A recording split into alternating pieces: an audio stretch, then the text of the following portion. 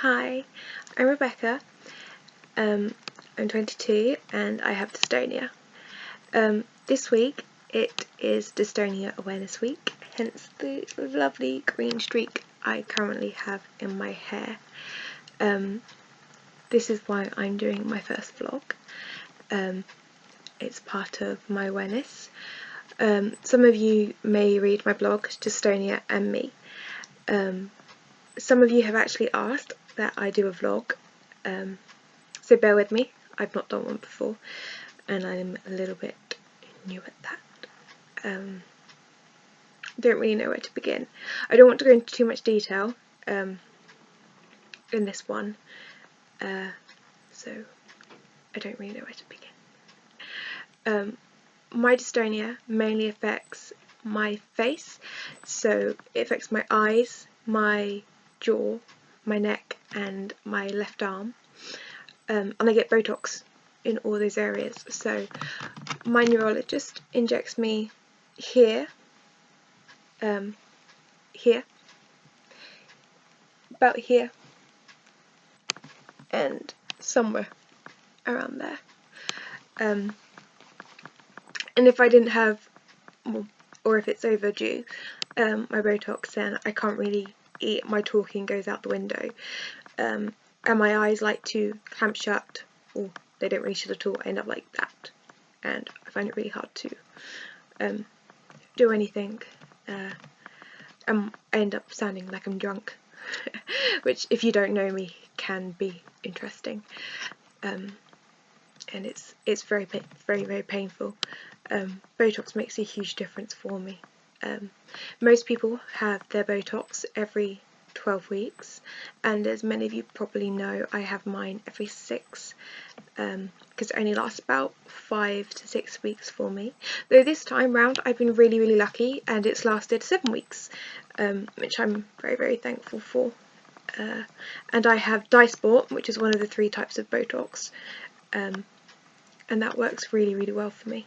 And I've been having my injections done at the National Hospital for Neurology and Neurosurgery, and I've been having them done there since October 2012, and I've been having them done by the same neurologist there, who is absolutely amazing and very lovely. He's such a star, and I quite like him. He's very nice, and he takes the time to listen to me, which is great. Not a lot of doctors do that, so it's very nice. I had quite a fight to find a doctor who would do that. I'd first suffered with dystonia in 2010. It was in my jaw, and I sort of was like that. And I was just told it's dystonia. After 3 months of being like that, we were told, we'll wash your jaw out, give you general anaesthetic, you'll be fine, don't worry about it, and we'll put some Botox in, and you know, it'll be fine. Wasn't told what dystonia was, didn't bother to look it up, wasn't told that, you know, wasn't curable. So I didn't think anything of it. Went back to my A-levels, didn't think anything of it.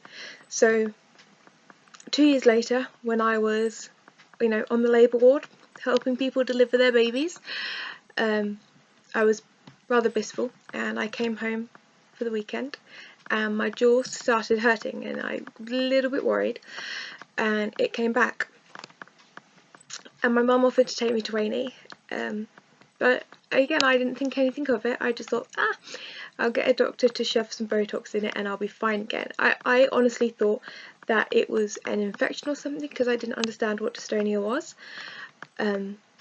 So I said to Mum, don't worry, when I go back to university, I'll go to the doctors, ask for some Botox and I'll be fine. Which was a little bit naive. I probably should have looked it up. And when I got back to university, I went to the doctors and said, oh, can I have some Botox please? And they freaked. I spent a whole day trying to prove that I hadn't had a stroke, because this side of my face had completely drooped. My jaw was right across, so I understand why they thought I'd had a stroke. I did probably look like that. It wasn't an attractive look And as the day went on, they x-rayed my jaw several times, and every time they did it, my jaw spasmed further and further across. It got really, really bad. And in the end, they weren't listening when I was saying, you know, Google it. The treatment for dystonia is Botox, like, seriously. And they weren't listening at all. And the consultant, the maxillofacial consultant, said, oh, you know, I've treated this before. He hadn't. I'll wire your jaw shut under general anaesthetic and it'll be fine. But because he was the head maxillofacial, I honestly thought he was telling the truth. So I signed the consent form, let him wire my jaw shut, which was a big mistake. And when I came round, my jaw was straight, mainly because it had lots of wire holding it shut. So I was released from the hospital, and 3-4 hours later the spasm came back and it broke every single wire in my mouth. And like, honestly, that hospital, they tried to put it back where it should be, the local anaesthetic. They tried to put it back, and the spasm got so bad that my jaw dislocated, and they couldn't do anything. It took 3 months to find another hospital that would Botox me, and eventually we found my current neurologist, who is a star, who every time something goes wrong, he'll go, right, this is what we'll do, or we'll try this medication, or we'll inject you here, or we'll up your Botox. He's fantastic.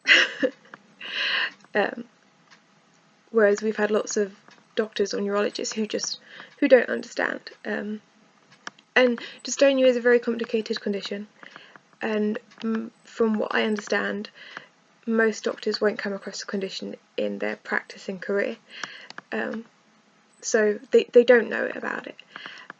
I don't think that's an excuse to not listen to a patient if they have it and they're trying to explain to you what it is, and a lot of people won't listen to you, which is a little bit annoying. And as a patient, I believe you should become an expert in your condition.